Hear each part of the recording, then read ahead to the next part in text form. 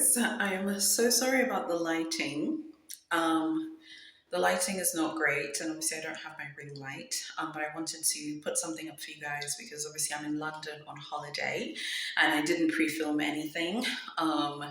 We'll chat all about me being in London. You'll hear about it in the vlog, like why I'm here and stuff like that. I'm here with Edwin.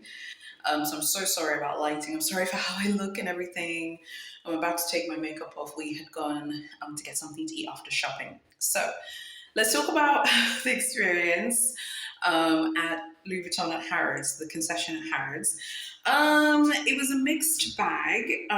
It's definitely not like, I don't know, it's not even really like, I don't know how to explain it. The Johannesburg experience is obviously a good one, but that's different. That's like my home store now. I've already told you guys before, I really like being a free spirit. I like shopping in lots of different Louis Vuittons so I can report back and tell you guys like how the shopping went. I'm sorry about my hair. I don't know why it's like sticking out like this, but whatever. Please forgive me. So yeah, I just wanted to just brief you guys on the store. So you've seen the shopping vlog portion. They had lots of things in there. I bought something, something small. It's not a bag or anything. I bought a like SLG, so I'll unbox that. You'll see that. I tried to buy the Attrape Rev Faces Kusama perfume. They said it sold out because I wanted to collect them. You know, I have the Kusama perfume with the dots. I wanted the one with the faces because I like Attrape Rev, and I know they're refillable, and I know it's like, oh, you're just wasting money, but I like to get the more unique pieces. A lot of the Kusama SLGs were sold out. I inquired after some that I was interested. I was like, yeah, this one. They're like, no. I inquired after the Kusama coin purse I was interested in. They didn't have it. So they didn't have like a lot of things from Kusama. There were a few pieces that you've seen in the. Oh, actually, no, I don't think you've seen. Maybe I'll put a picture up or something. But they didn't have a lot. So I did get something small, an SLG. I inquired after the refill. They didn't have that.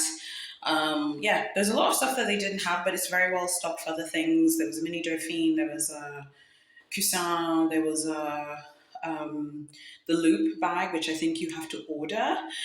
So the vibes there were kind of like I think that they're used to a lot of people window shopping and lots of people browsing and walking in and out. Because if you've been to Harrods, like on the ground floor luxury accessories, like because the prêt-à-porter is upstairs. And I did go, but I didn't enter. I just went to just see. They have a lot of women's wear. So if you like Louis Vuitton's clothing, it's definitely worth going to Harrods to check it out. But like, because they have a lot of people passing through, I think that they just don't really care unless you're buying something really expensive.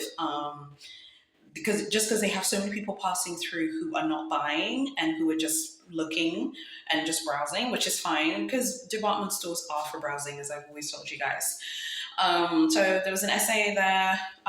She tried to help. She was gone for ages. There was something my husband was looking for. They didn't have it.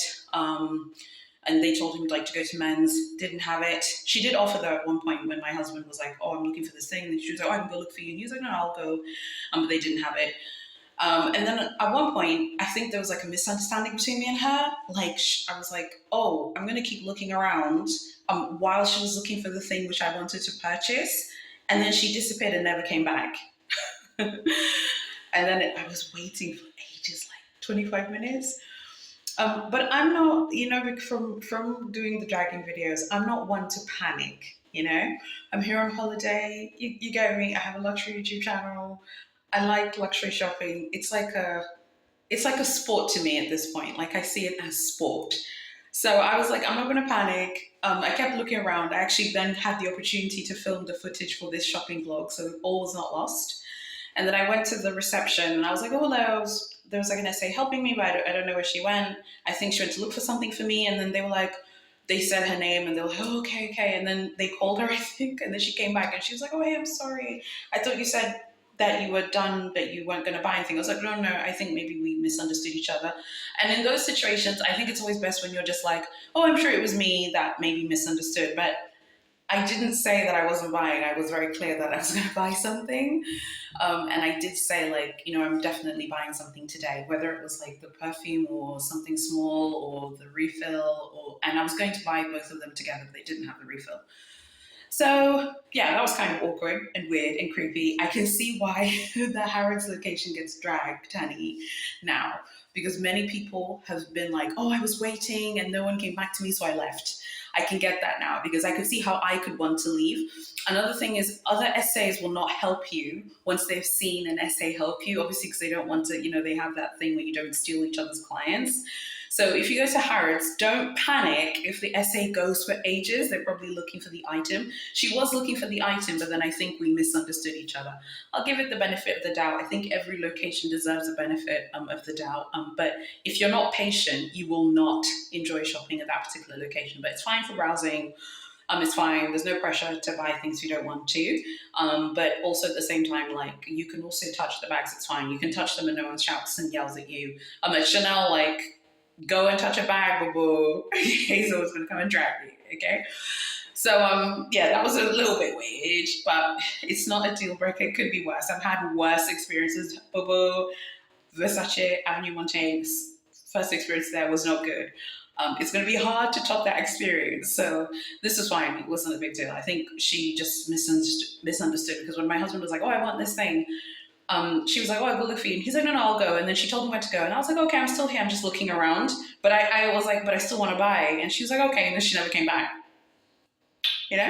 But it's fine. It's not a big deal. I would go there again. I'm not one of those people who's like triggered, easily triggered. It takes a lot to get to me and to get me hot under the collar, boo boo. You'll never catch me upset in public. And you know how I've said, like, I don't care how upset you are, with exception of, being profiled or something. And no one profiled me. This was actually a really good trip in London. Like, no security guards are like following you and stuff. That happens a lot in a lot of other luxury shops, like on the European mainland. But in London this time that didn't happen. Anyway, I really hope that you guys enjoyed that luxury shopping vlog. Stay tuned for my tea vlog. That's the best I can do, honey. I don't know how these luxury YouTubers walk into stores if they're not shopping or buying things and film everything and don't get dragged. Like, I don't know how they do it. I know that you're going to be like, oh, some of them are VIPs, they're allowed to do it. I'm not talking about those people who are VIPs. I'm talking about the people who film those luxury shopping vlogs but never buy anything and don't show anything. I don't know how they do it without having someone jump on your back, because even some of this footage I got, like there was a security guard at one point who was like, "Hello, can I help?" I was like, "Oh, it's okay, I'm waiting for this sales associate." And he was like, "Okay," as I was like filming something.